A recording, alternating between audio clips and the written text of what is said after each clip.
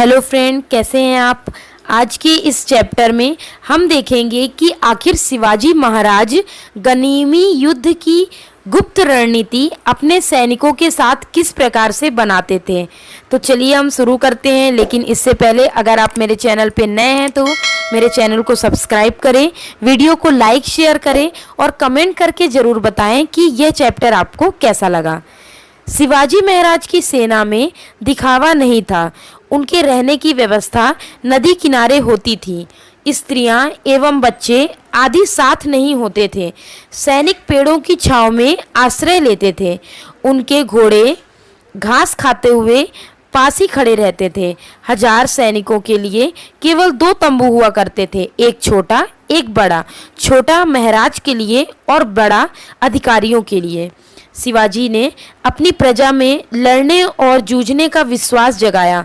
इसी आत्मविश्वास के बल पर शिवाजी की मृत्यु के 27 वर्ष बाद तक उनकी प्रजा औरंगजेब से लड़ती रही।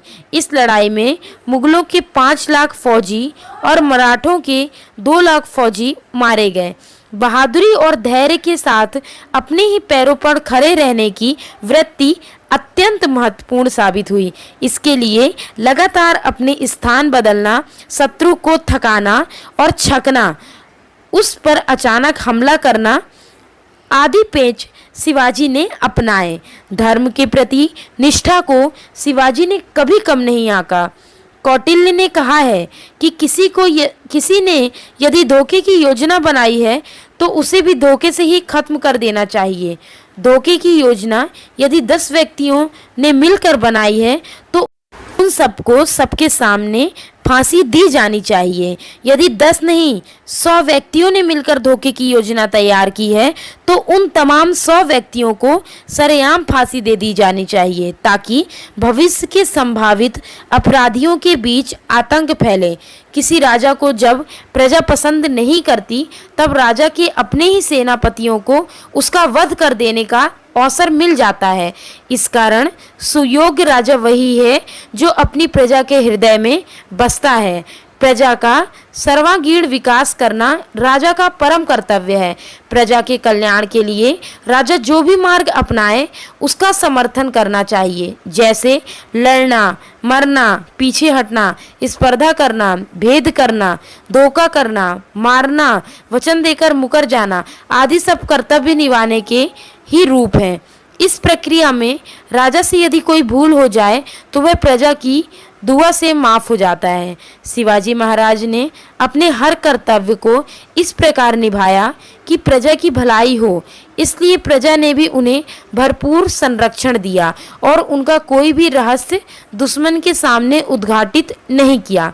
शिवाजी की सेना में जो लोग घोड़े पर सवार होकर नहीं लड़ सकते थे वे हाथी पर सवार होकर बाण या बंदूक से लड़ते थे। शिवाजी महाराज ने हाथी पर सवार होकर कभी लड़ाई नहीं की। वे हमेशा घोड़े पर सवार होकर युद्ध करते एवं विश्रांति के लिए मेड़ा, पर्दों वाली पालकी का उपयोग करते थे।